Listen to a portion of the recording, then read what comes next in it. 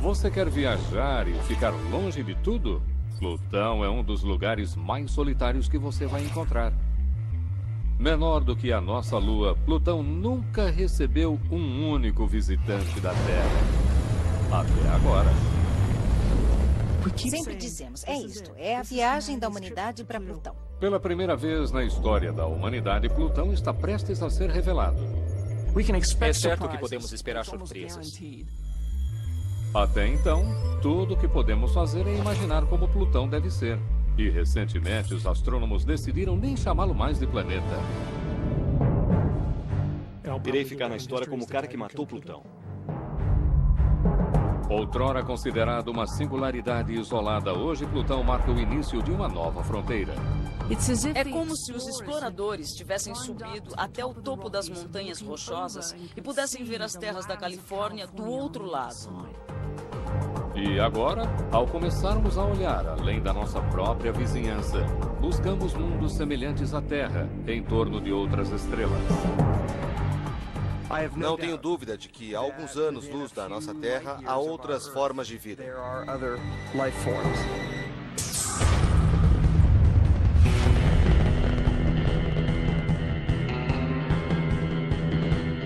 Nunca houve momento melhor para dar um salto gigantesco para locais onde ser humano algum jamais esteve, para seguir os passos de nossos robôs pioneiros e explorar os planetas do nosso sistema solar.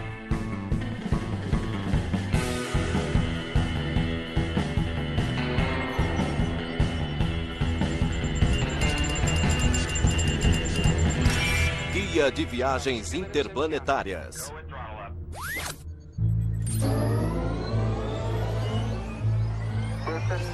Plutão e além. Você já quis ser astronauta?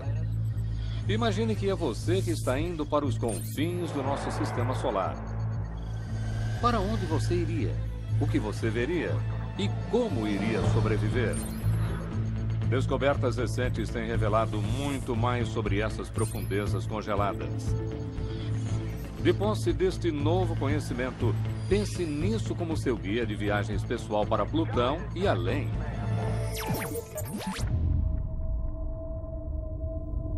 Você gosta de esportes de inverno?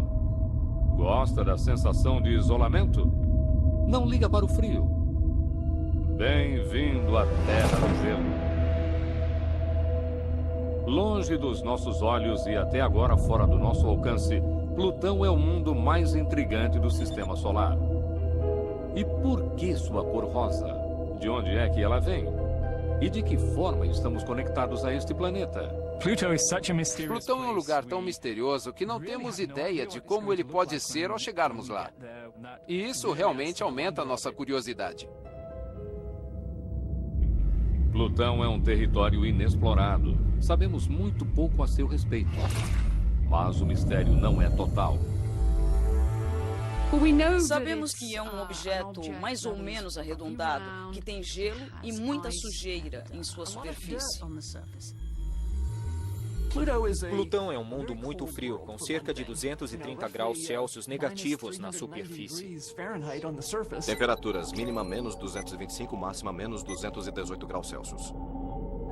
Se você conseguisse ficar com as mãos expostas e as batesse, elas se quebrariam como um cubo de gelo tamanho frio que faz lá. Para se ter uma noção de tamanho, imagine um mundo que é a metade da largura da América do Norte, polvilhe-o com gelo e atire-o a 5 bilhões e 900 milhões de quilômetros no espaço. Ao contrário das órbitas, em sua maior parte circulares, de seus irmãos maiores, a jornada de Plutão em torno do Sol é extremamente elíptica e lenta. Plutão. Duração de um dia, 6 dias da Terra. Um ano de Plutão corresponde a 248 anos terrestres. Portanto, ele leva realmente muito tempo para orbitar o Sol. Realmente não sabíamos como Plutão era pequeno até que em 1977 descobrimos seu satélite. Caronte, a maior das 3 luas de Plutão, não é muito grande. Tem apenas 1.186 quilômetros de diâmetro, mas é bastante grande em relação a Plutão. Caronte é incomum, porque apesar de pensarmos nela como lua de Plutão, ela é realmente mais como um objeto companheiro do planeta, com cerca da metade do tamanho de Plutão. Plutão foi batizado em homenagem ao deus do submundo e durante mais de 70 anos as crianças aprenderam na escola que ele era o 9º planeta. E ele é um dos favoritos em sala de aula. Plutão. Plutão é seu favorito? Uhum. E por quê? Porque ele é menor. Plutão ocupa um lugar no coração das pessoas e é difícil entender isso. Mas até mesmo eu sinto que ele é o planeta distante, o rejeitado. Em inglês, ele é que tem um personagem nos quadrinhos com seu nome. E todo mundo adora Plutão. Plutão é um planeta! Mas, recentemente, este pequeno planeta tem sido alvo de uma disputa de proporções cósmicas. Plutão é um planeta! O tamanho não importa! Ainda hoje, esse é um assunto incrivelmente polêmico. Pobre Plutãozinho, claro, sendo rebaixado e, francamente, por uma boa razão. O que teria levado Plutão a ser expulso do Clube dos Planetas? O que está acontecendo lá no fim do Sistema Solar?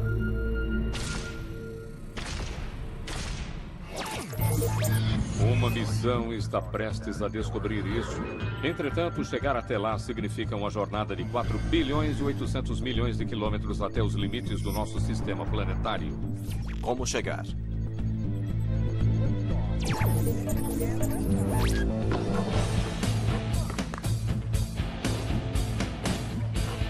Você está querendo ir a Plutão?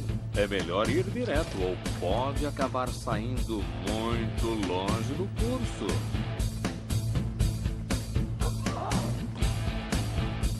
Isso é algo em que Hal Weaver pensa frequentemente.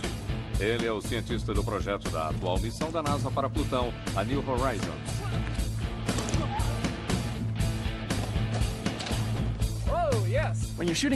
Quando se joga uma bola de basquete na direção da cesta, você precisa do ângulo e da velocidade certos para que a bola passe pelo aro. E é isso que tivemos de fazer com a sonda New Horizons. 2, 1, 0. Ignição. Decolagem. Lançada em 2006, a New Horizons está prestes a se tornar o primeiro visitante de Plutão e deve chegar lá em 2015. Tem mais 40 segundos. Usamos o foguete mais potente disponível na Terra, o Atlas 5,551. Ela foi a nave a deixar a Terra com a maior velocidade, 58 mil quilômetros por hora. Incrível. Quando vimos a nave decolar, a primeira coisa em que pensei foi: agora nada pode detê-la. Próxima parada, Júpiter. E em seguida, Plutão. Quando se está enfrentando uma viagem de 10 anos através do Sistema Solar, vale a pena pegar um atalho. Tivemos de levá-la por um arco imaginário próximo de Júpiter, o equivalente a jogar uma bola de basquete em um aro a 120 quilômetros de distância. É como chutar uma bola da 5ª Avenida para acertar um gol na Filadélfia. Esta precisão milimétrica na navegação permitiu que a New Horizons usasse o gigantesco campo gravitacional de Júpiter como um estilingue em direção a Plutão. Aquilo nos deu um impulso de 20% na velocidade da nave. Ganhamos 3 anos de viagem. E agora estamos indo direto para Plutão. Pode parecer muito, 9 anos e meio para chegar lá, mas é o mais rápido que conseguimos. Até agora, só exploramos os planetas até Netuno. Esta missão a Plutão marca uma nova fronteira na exploração do espaço. Sempre dizemos, é isto, esta é a viagem da humanidade para Plutão. E se não der certo, perdemos a única oportunidade de explorar Plutão em nosso tempo de vida. Como ele está se afastando cada vez mais do Sol, se não fizéssemos isso agora, provavelmente teríamos de esperar outros 250 anos. Só temos uma chance e temos de acertar. É nossa única oportunidade de chegar a Plutão enquanto estou vivo. Aí vai! Conseguimos.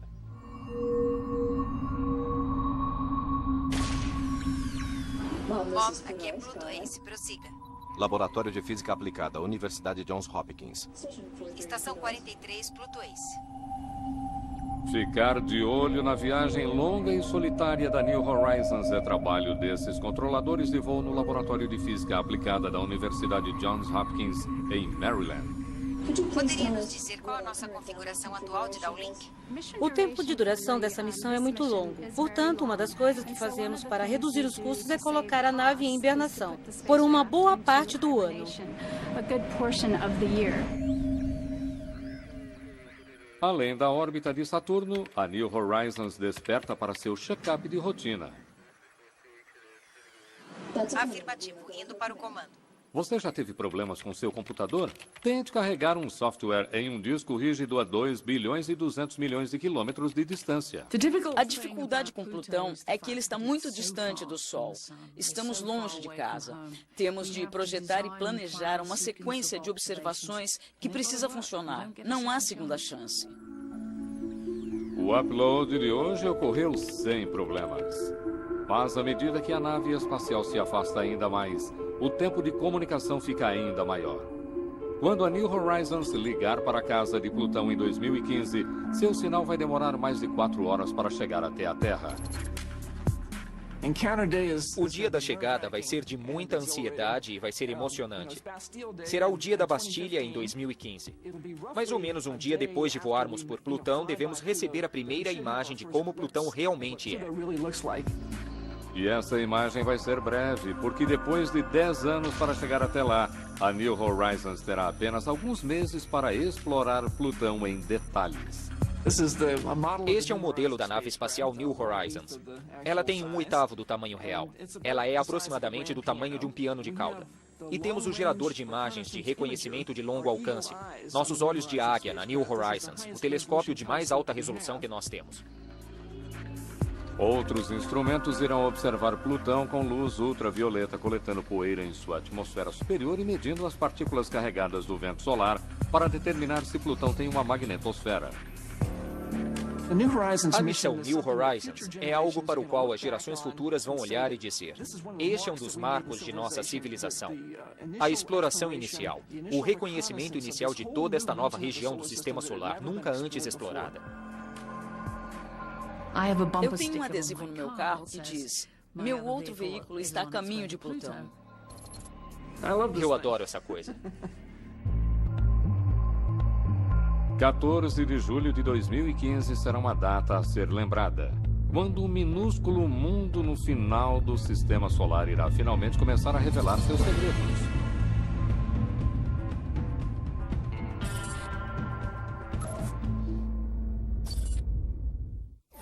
Você está planejando férias em Plutão?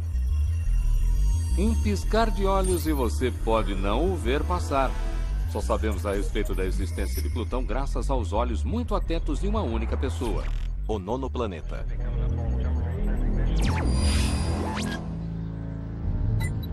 Observatório Lowell. Em 1930, um jovem pesquisador americano, Clyde Tombaugh, observava os céus em busca do planeta X, um mundo que acreditava-se existia além de Netuno.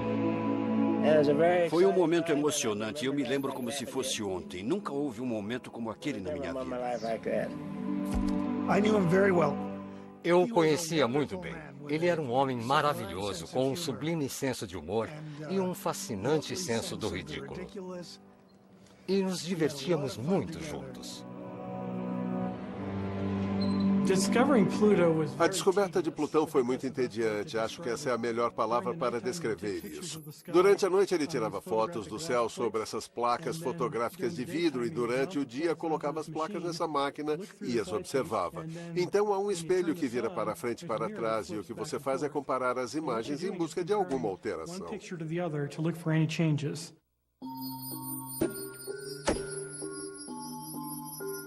A máquina permitia a Tombaugh observar suas fotos em diferentes momentos no céu noturno. O que ele procurava era um único e minúsculo movimento em um mar de incontáveis estrelas. Ele ficava olhando para isso durante horas a fio, olhando por esse microscópio, examinando esses pontos, centenas de milhares de pontos.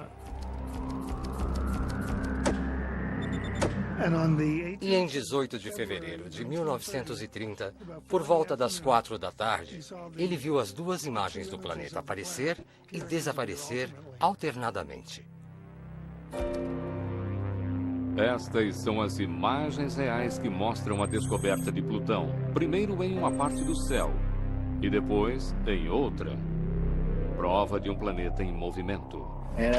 Eu o reconheci. Na hora soube que estava além da órbita de Netuno devido àquela pequena mudança. Eu ganhei o dia.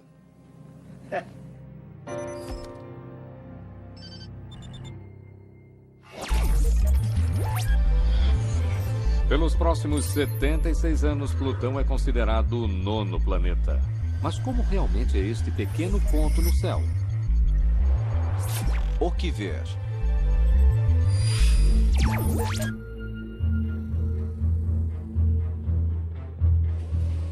Hoje sabemos muito mais sobre Plutão do que sabíamos há 20 anos. E em grande parte isso se deve ao avanço da tecnologia no que diz respeito a detectores dos telescópios e telescópios. Verificar cada camada de Plutão é quase como solucionar um enigma cósmico, um mistério que remonta ao início do Sistema Solar. É quase como o fotógrafo de uma cena de um crime. Você vê alguns respingos de sangue na parede e precisa tentar descobrir o que aconteceu, com base nas poucas evidências que tem. Uma pista para desvendar Plutão vem do telescópio orbital da NASA, o Hubble. Estas são algumas das melhores imagens que temos de Plutão. O que os pixels manchados nos mostram é um mundo tomado de luz e sombra. Montanhas Rochosas, Colorado. O que provocaria tais contrastes dramáticos? Talvez Plutão tenha áreas de gelo e rocha, algo muito semelhante ao que vemos nas Montanhas Rochosas no Colorado. Temos alguma ideia de como possa ser. Sabemos que é um lugar de muitos contrastes. Há áreas negras ou de um marrom muito escuro. E então há algumas áreas extremamente brilhantes, mais ou menos como a neve em nossas montanhas aqui. Como membros da equipe de imagem da New Horizons, parte do trabalho de John Spencer é tentar saber como é a superfície de Plutão. Um conselho: leve suas botas de neve. Puxa vida. A neve em Plutão. Se você se sentar ao lado dela assim, talvez ela se pareça um pouco com esta. Realmente não sabemos. Seria feita de nitrogênio e não de água. Mas você pode esperar ver grandes bancos de neve, remanescentes da estação anterior. A espectroscopia, ou análise de um objeto em diferentes comprimentos de onda, revelou que Plutão é formado por 3 tipos de gelo. Principalmente nitrogênio e um pouco de monóxido de carbono e metano. Mas pouco se sabe sobre as grandes extensões de matéria escura em Plutão. O material escuro em Plutão é mais misterioso. Achamos que deva ser uma espécie de lamaçal de hidrocarbonetos, devido ao metano na atmosfera processado pela luz ultravioleta. Plutão não é o único a ter um revestimento misterioso. Quando a sonda Cassini passou por Saturno em 2004, vimos algo semelhante na lua Phoebe. Cientistas acreditam que exista aqui um fino tapete de compostos de carbono, o precursor para a evolução da vida. Se você pegar metano, que é orgânico porque tem carbono e hidrogênio, e o expuser à luz solar, ele fica exposto a partículas energéticas e adquire uma cor meio rosada. Há reações químicas e por isso ele se torna um hidrocarboneto um pouco mais complexo. Estes hidrocarbonetos, em lento estado de ebulição, poderiam explicar outro aspecto de Plutão revelado pela espectroscopia, sua cor. Ele tem um pouco de tom rosa. Não acho que seria um rosa muito vivo, mas um ligeiro tom rosado. Ele pode até mesmo ter essa cor acastanhada que temos aqui na neve devido à sujeira. Acreditamos que a neve em Plutão tem a cor meio cremosa e amarronzada. E Plutão não é o único quando se trata de seu esquema de cores vivas. A superfície da lua de Netuno, Tritão, tem texturas de cor rosa. E nessas imagens realçadas da lua de Júpiter, Europa, a superfície tem linhas de cor rosa e vermelha, o que poderia ser material orgânico saltando para a superfície, vindo de um oceano oculto. A partir destas imagens, não é muito difícil imaginar o que um visitante poderia ver em Plutão. Eu me pergunto como seria andar sobre a superfície. Será que o gelo faria barulho ou seria macio? Haveria grandes penhascos? Será que a neve estaria simplesmente sobre a superfície, como em uma manhã de Natal? Apenas um frio absoluto de uma beleza terrível e sublime, que eu mal posso esperar para ver. Mas acho que será uma das coisas mais espetaculares já vistas pelo homem. E há um ponto turístico que você não verá em nenhum outro lugar do Sistema Solar. A maior lua de Plutão, Caronte, em uma posição fixa contra os céus. Portanto, temos Plutão e Caronte, cada um orbitando em torno da massa central entre os dois sistemas. Este é o ponto de equilíbrio, bem aqui entre os dois objetos, e eles orbitam em torno daquele ponto. Portanto, Plutão gira ao redor de Caronte e Caronte gira em torno de Plutão. O que provoca este balé orbital é o tamanho relativamente grande de Caronte. Eles são quase como um planeta duplo. É o único exemplo desse tipo de que temos conhecimento no Sistema Solar.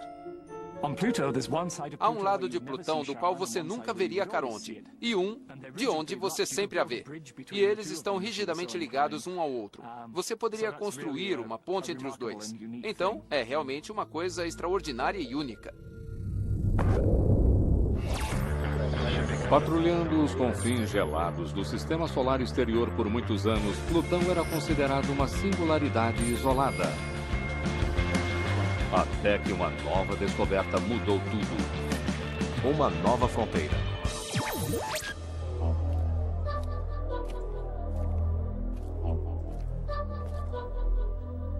O cientista planetário David Jewitt não conseguia entender por que o Sistema Solar exterior parecia tão vazio, porque Plutão parecia sozinho. Na década de 1980, as partes internas do Sistema Solar eram conhecidas por serem cheias de cometas, asteroides, planetas. Mas nas externas não havia nada, além de Netuno, apenas Plutão, o que parecia muito estranho. E então, em 1992, ele fez uma descoberta extraordinária. O primeiro de um vasto exército de corpos congelados para além da órbita de Netuno, hoje conhecido como o Cinturão de Kuiper.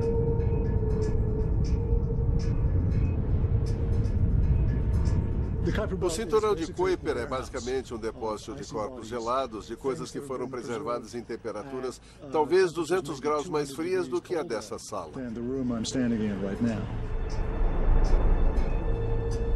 Aqui, fazendo companhia a Plutão, há um imenso anel formado de gelo e rocha que redefine a fronteira final do nosso Sistema Solar. É como se os exploradores tivessem subido até o topo das montanhas rochosas e pudessem ver as terras da Califórnia do outro lado.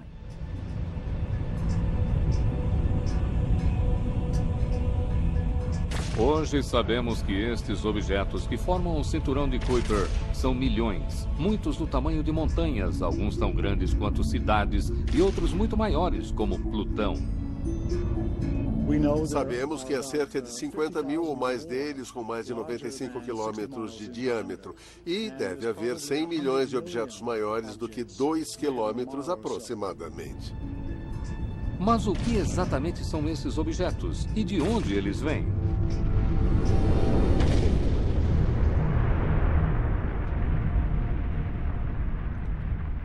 Acreditamos que tenham se formado nos primeiríssimos estágios do Sistema Solar. Vindos da época em que os planetas se formaram, os objetos do Cinturão de Kuiper são o que sobrou. Partes planetárias descartadas que foram arremessadas até os confins do espaço, formando uma imensa boca de lixo. E no Cinturão de Kuiper é realmente muito frio. Portanto, tudo que estava preso aos objetos no início continua lá. Está tudo congelado em gelo sólido.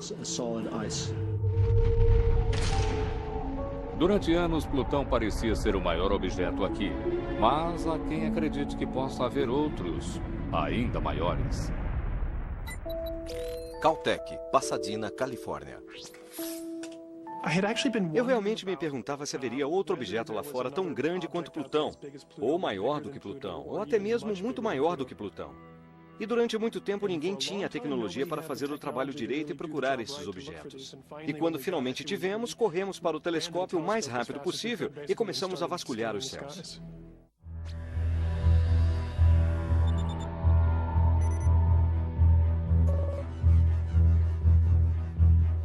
Assim como Clyde Tombaugh havia vasculhado os céus em busca de Plutão, mais de 70 anos antes, Mike Brown vasculhou os céus por um prêmio ainda maior. Em 2003, esta imagem mostrou que poderia ser um novo planeta. Mas o movimento é tão pequeno que o computador o perde. Esta é a imagem da descoberta de fato. Lá está. Para o seu olho é bastante óbvio e você consegue vê-lo se movimentando com muita clareza. Mas isso era um pouco lento demais para o computador da primeira vez. Essa é a única coisa ali se movendo no céu. Mike Brown e sua equipe dão ao objeto o nome de Eris. Com 2.400 quilômetros de extensão, ele é quase 3 vezes mais volumoso que Plutão e está a 3 vezes a distância do Sol. A primeira coisa que eu fiz foi pegar o telefone, ligar para minha esposa e dizer: acabei de encontrar um planeta. Não mais sozinho e agora ofuscado por Eris, o tênue status de Plutão como planeta começou a cair ainda mais. Meu primeiro pensamento foi: provavelmente vou ficar na história como o cara que matou Plutão. Em 2006, a União Astronômica Internacional fez uma pergunta importante. O que é um planeta? Pela primeira vez, as regras para se definir um planeta eram estabelecidas. Um planeta tem de ser grande o suficiente para ser arredondado, se tornar uma esfera. Tem de estar em sua própria órbita ao redor do Sol. Portanto, não podemos contar as luas que orbitam os planetas. Os planetas também precisam ter gravidade suficiente para lançar ou sugar todos os restos ao seu redor. A definição é a seguinte: se você coloca um monte de pequenos objetos em uma órbita semelhante à órbita de um planeta, se o planeta os joga para fora do sistema solar, ou se os engole ao longo da existência do sistema solar, 4 bilhões de anos, então ele é um planeta. Se isso não acontecer, não é um planeta.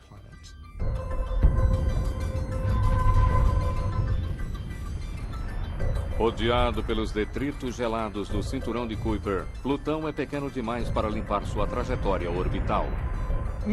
Reunidos em Praga na quinta-feira, a União Astronômica Internacional fez a votação. 76 anos após sua descoberta, o Sistema Solar perde um planeta.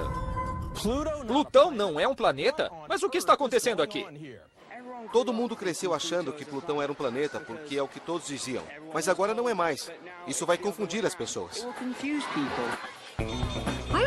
Fiquei impressionada com a reação das pessoas. Não eram apenas as crianças chateadas por seu planeta favorito ter sido rebaixado, mas houve muitos debates e discussões. As pessoas aprenderam que havia 9 planetas. Plutão era o mais afastado do Sol. E estavam muito confortáveis com isso. É como se alguém reorganizasse os móveis em seu sistema solar sem a sua permissão, o que deixou as pessoas muito aborrecidas. Portanto, se Plutão deixou de ser um planeta, o que ele é? Membros da União Astronômica Internacional redefiniram o corpo como um planeta anão. Incluindo Plutão e Eris, há hoje 5 planetas anões oficiais. Mas talvez haja centenas de outros à espera de serem descobertos no gelo. Acho que realmente não importa se nós o chamamos de planeta, ou se chamamos de objeto anão, ou objeto do cinturão de Kuiper. Da mesma forma que não importa se chamamos um tomate de fruta ou vegetal. Provavelmente poderia ser um ou outro. Independente de como chamamos Plutão e seu círculo de vizinhos gelados, uma coisa está ficando clara. Temos mais em comum com esses objetos distantes do que se poderia imaginar.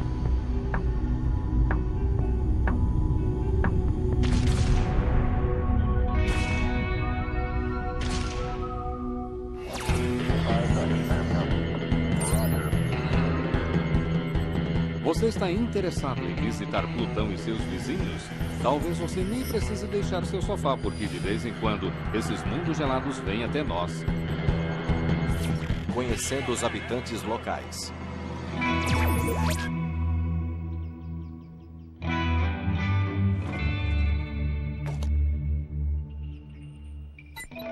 Vail, Arizona.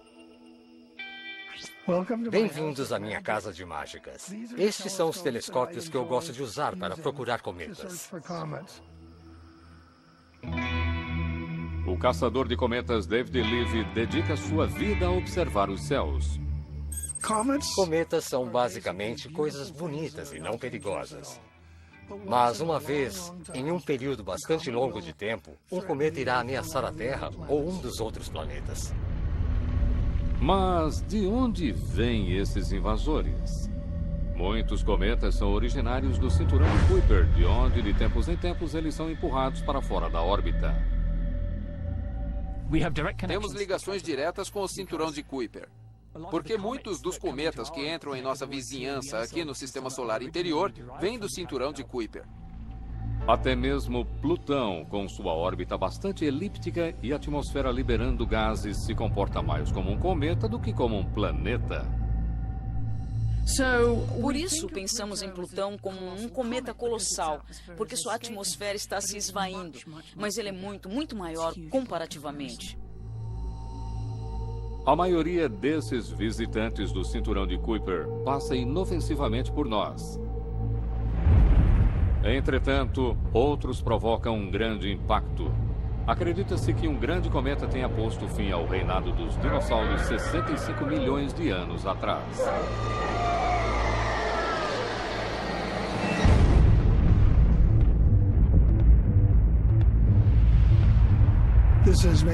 A possibilidade de um cometa atingir a Terra talvez seja de uma vez a cada 100 mil anos ou até mesmo 1 milhão de anos.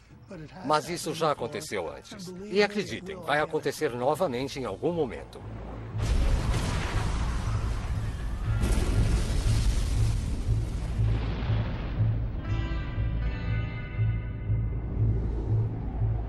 Nos últimos anos, temos dado uma boa olhada nesses turistas que vêm do frio na esperança de descobrir do que eles são feitos.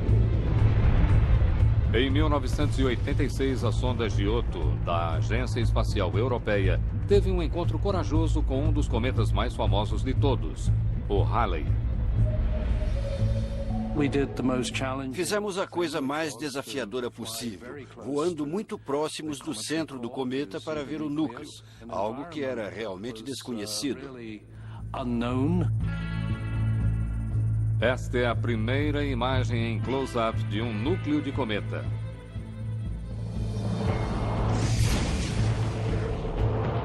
Em 2005, a NASA fez algo ainda mais ousado com a missão Deep Impact, deliberadamente impactando um cometa em alta velocidade. Meu Deus, olhem só aquilo! E em 2014, a missão Rosetta da Agência Europeia será a primeira a fazer um estudo de longo prazo de um visitante de passagem, pousando em sua superfície e, em seguida, navegando ao redor do Sol.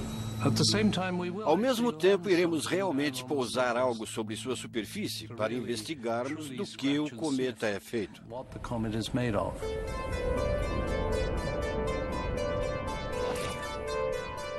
E que segredos estes cometas estão ocultando? Hoje, ao que parece, o sistema solar exterior está repleto de moléculas compostas de carbono, também encontradas no DNA de todos os seres vivos na Terra.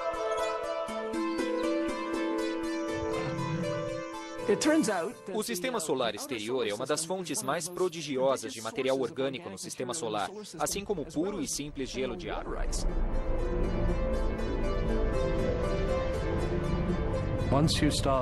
Quando você começa a descobrir materiais orgânicos em coisas como um cometa, você precisa realmente se perguntar, bem, até que ponto a Terra recebeu vida vinda de fora?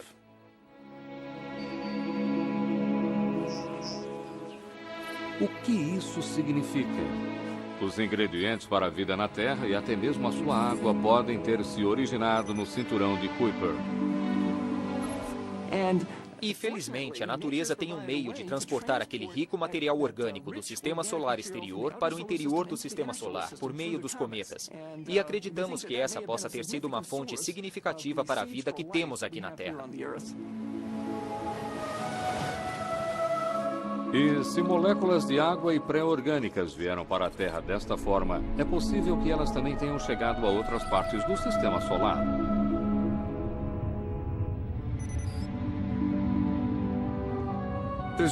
Certamente existem belos meio-ambientes apropriados à vida, bem próximos de nós, no sistema solar. Os aquíferos sob a superfície de Marte, o oceano sob a camada de gelo da Europa, os reservatórios de água na Lua encelados de Saturno, sem falar de Titã com seu metano líquido. Alguns destinos extraordinários onde eu suspeito que nós, seres humanos, estaremos procurando vida pelos próximos 100 anos e mais.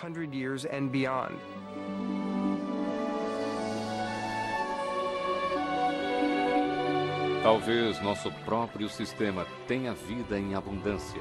Só precisamos encontrá-la.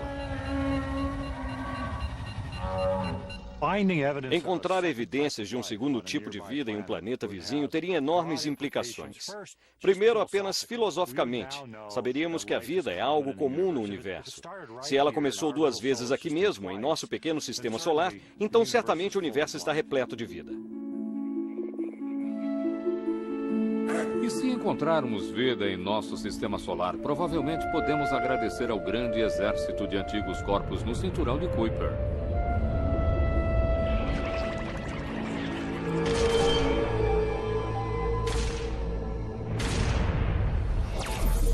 As missões robóticas e as descobertas recentes no nosso sistema solar têm redefinido completamente nosso pequeno pedaço do espaço. Mas onde exatamente termina esse espaço? E o que existe além dele?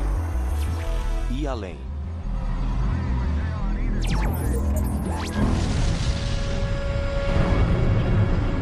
Uma missão que começou há mais de 30 anos está prestes a descobrir isso. Lançadas em 1977, as sondas gêmeas Voyager foram as primeiras a visitar os gigantes gasosos do sistema solar exterior. E agora, depois de desligadas suas câmeras, elas continuam viajando. A Voyager 1 está cerca de 110 vezes mais distante do Sol do que a Terra, e a Voyager 2 cerca de 90 vezes. Netuno está 30 vezes mais distante. Portanto, estamos muitas vezes mais distante do que Netuno, que é o planeta mais afastado. Embora estejam voando às cegas, as duas naves ainda conseguem ouvir. E em 15 de dezembro de 2004, a Voyager 1 registrou algo nunca ouvido até então.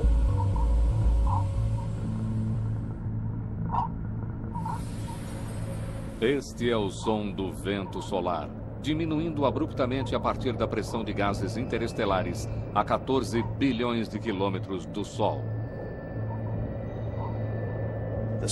O Sol tem um vento solar que sopra radialmente para fora em todas as direções a cerca de 1,5 milhão de quilômetros por hora. E aquele vento cria uma bolha em torno do Sol. Essa bolha chamada heliosfera marca o fim da área influenciada por nosso Sol. Você pode ver a heliosfera na pia da sua cozinha e você já deve ter visto isso muitas vezes. Se abrir a torneira, a água atinge o fundo da pia e você vai notar a formação de um anel grosso ao redor do ponto em que ela toca a pia. Dentro deste anel, a água flui radialmente para longe, muito rapidamente, muito fina e ficando cada vez mais fina. E em um determinado ponto ela tem de parar, mas isso não acontece gradualmente. Ela diminui abruptamente e é exatamente assim na heliosfera. Só que nesse caso é uma bolha tridimensional e não um anel bidimensional. Estamos hoje na última camada exterior daquela bolha onde o vento supersônico do Sol finalmente abrandou à medida que dá a volta e encontra o vento interestelar.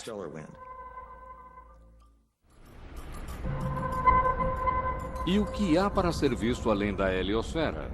Acredita-se que aqui exista outro campo de gelo. Não um disco, mas uma enorme esfera conhecida como nuvem de Oort. Provavelmente 1 com 12 zeros é o número de objetos da nuvem de Oort. Trata-se de uma estrutura circular que se estende por 10% do caminho até a estrela mais próxima. É enorme. Se um viajante chegar tão longe, ele estará à beira do espaço interestelar, pois a borda exterior da nuvem de Oort demarca os limites do nosso pequeno pedaço do universo. Daqui, você pode olhar para trás e ver o que constitui um bom lugar para viver. Uma estrela que não seja muito grande nem muito quente. Você vai querer um planeta rochoso com água em estado líquido e protegido por um campo magnético. E um bom lugar deve ter pelo menos um gigante gasoso como vizinho, cuja imensa gravidade possa aspirar cometas errantes. Você não desejaria morar em nenhum outro lugar, ou gostaria? Pois hoje, ao que parece, há um universo inteiro de possibilidades para além do nosso sistema solar. Há uma competição internacional feroz. Uma corrida, digamos assim, para encontrar os primeiros planetas ao redor lá, se mover no espaço, porque é gravitacionalmente puxada pelo planeta que não conseguimos ver. Usando este método, encontramos mais de 400 exoplanetas, mundos extraterrenos em torno de outras estrelas. Mas será que haveria vida nestes mundos?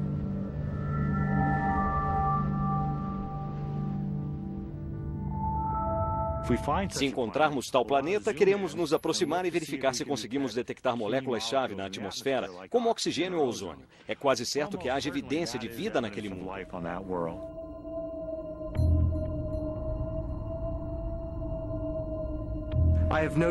Não tenho dúvida de que, a alguns anos-luz da nossa Terra, há outras formas de vida.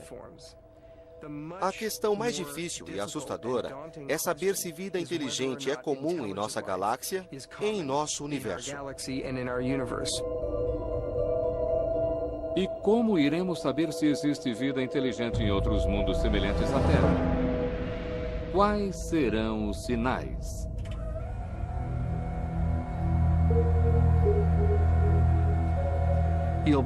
Você vai apontar o telescópio para aquele local, na tentativa de captar as ondas de rádio, as transmissões de televisão e quaisquer outras espécies inteligentes que possam estar transmitindo, talvez ao acaso.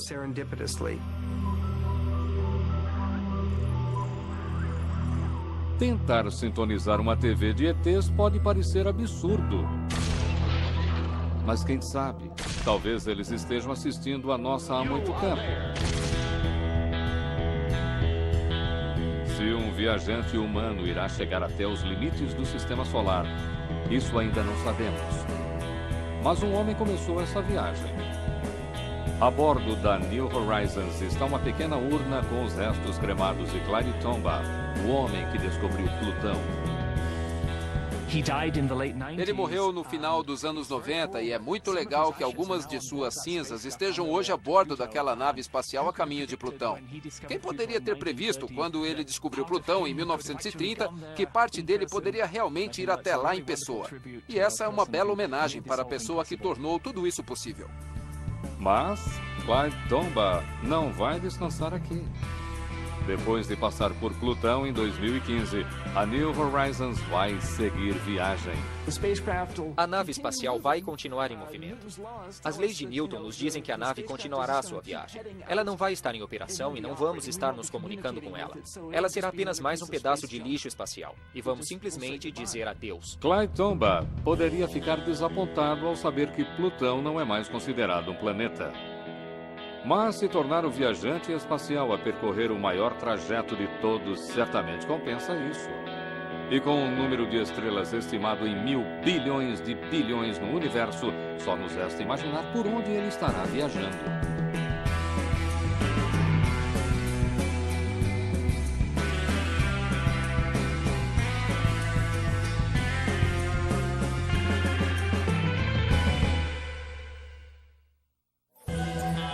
Versão Marshmallow São Paulo.